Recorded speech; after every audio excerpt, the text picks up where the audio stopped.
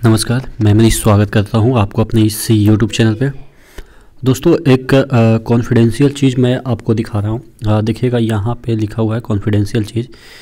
Railway में क्या है कि बहुत सारे ऐसे लोग हैं कि डॉक्यूमेंट वेरिफिकेशन के बाद भी उनको कोई डिवीज़न नहीं मिलती है, यानी कि कहने का मतलब ये है कि जॉब नहीं मिलती है। तो मैं उनको अश्योर करने के लिए ये वीडियो बनाया हूँ।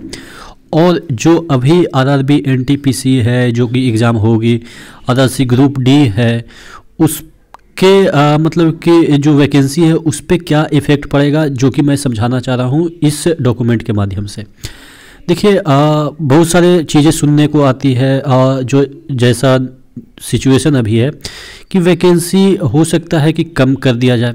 हालांकि ऐसा मतलब कि देखिए, अफवाहें तो बहुत सारे उड़ते रहेंगे, लेकिन ये तो जब आएगा नोटिफिकेशन उसी पे डिपेंड करता है कि कम होगी या ज़्यादा होगी या उतना ही रहेगी। ठीक है, मैं इस डॉक्यूमेंट के थ्रू ये समझाना चाह रहा हूँ कि अगर आपके 35,000 वैकेंसी निकाले गए हैं, तो अगर 25,000 या 30,000 भी वो अगर रिक्रूट करता है, तो आप ये नहीं कहेंगे कि 5,000 वो घटा दिया।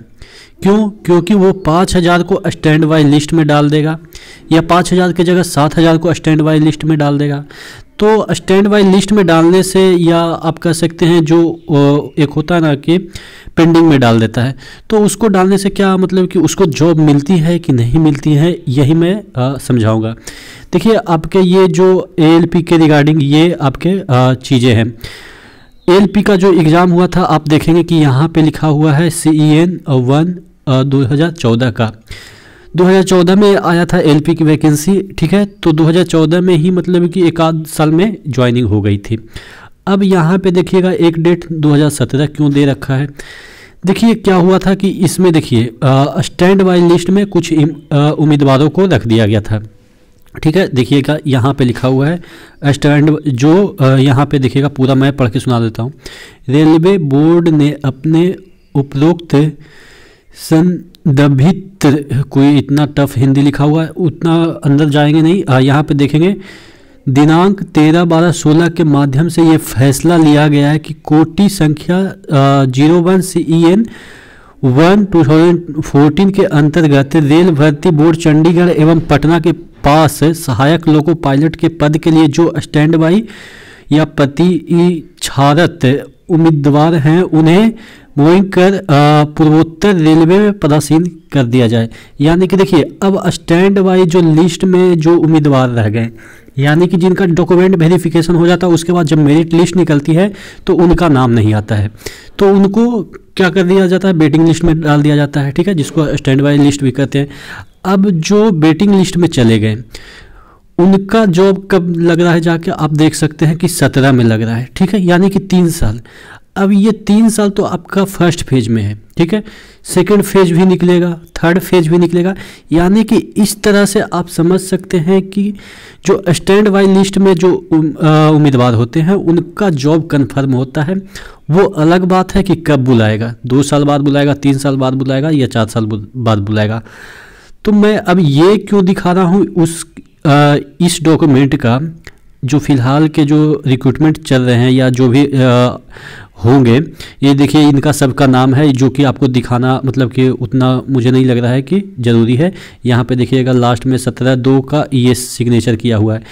तो मैं इस डॉक्यूमेंट के थ्रू क्या बताना चाह रहा हूँ, इस डॉक्यूमेंट से क्या रिलेशन है अभी के जो रिक्रूटमेंट है 2017 का, जो 2017 का है, 19 का जो एनटीपीसी निकला हुआ है और आरआरसी ग्रुप डी का। देखिए उसमें क्या है कि अगर कुछ वजह की वजह से, वजह मतलब यही समझ रहे हो कोरोना की वजह से, अगर वो कम उम्मीदवार को लेते हैं, रिक्रूट करते हैं कम, सपोज ऐसा मान लेते हैं एक समय के लिए कि मान लेते हैं कि 35,000 की जगह वो 25,000 को रिक्रूट किए, तो वो जो 10,000 है उसको घटाएंगे नहीं, वो क्या करेंगे, स्टैंड बाई लिस्ट में डाल देंगे।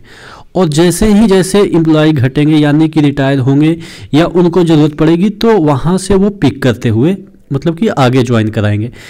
तो ये मेरा कहने का मतलब है कि आपका ग्रुप डी हो या आपके एनटीपीसी हो, वैकेंसी डिक्रीज नहीं होगी, रिक्रूटमेंट का जो सीट है वो डिक्रीज हो सकता है, मतलब हो सकता है, मैं ये नहीं कर रहा हूँ कि होगा ही, हो सकना वाली मैं बात बोल रहा हूँ कि यानी कि पॉसिबिलिटी है।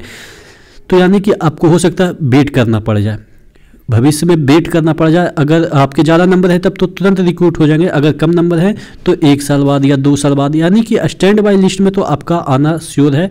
अगर 35,000 में जेन्युइन आ जाते हैं तो 35,000 से ज़्यादा भी वो स्टैंड बाय लिस्ट निकालते हैं तो वो तो समय की बात है कि अगर इस बार निकालेंगे कि नहीं 35,000 से ज़्यादा।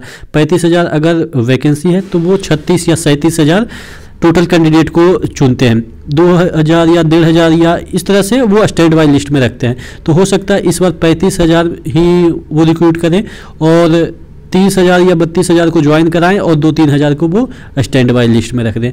तो स्टैंड बाय लिस्ट में रहने का मतलब ये है कि आपके जॉब गारंटी है कि आपके जॉब हो गए हैं, बस ज्वाइनिंग नहीं हुए हैं। ठीक है, तो आशा करते हैं चीज़ें समझ में आई होगी। इसी तरह से जो भी रेलवे से संबंधित कोई भी आपको ऑथेंटिक न्यूज़ देना हो तो मैं सर्च करते रहता हूँ कि कहाँ पे क्या है और उससे समझाने की कोशिश करता हूँ, उसको रिलेट करने की कोशिश करता हूँ, जिससे कि चीज़ें आपको समझ में आए कि रेलवे में किस तरह के प्रोसेस चलते हैं। ठीक है, तो इसी तरह से बने रहिए चैनल के साथ, और अगर अभी तक चैनल को सब्सक्राइब नहीं किया तो कर दीजिएगा, तो आपको फ़ायदा ही होगा, कहीं ना कहीं कुछ ना कुछ तो फ़ायदा होगा ही। ठीक है, तो नेक्स्ट वीडियो में मिलते हैं, तब तक के लिए धन्यवाद।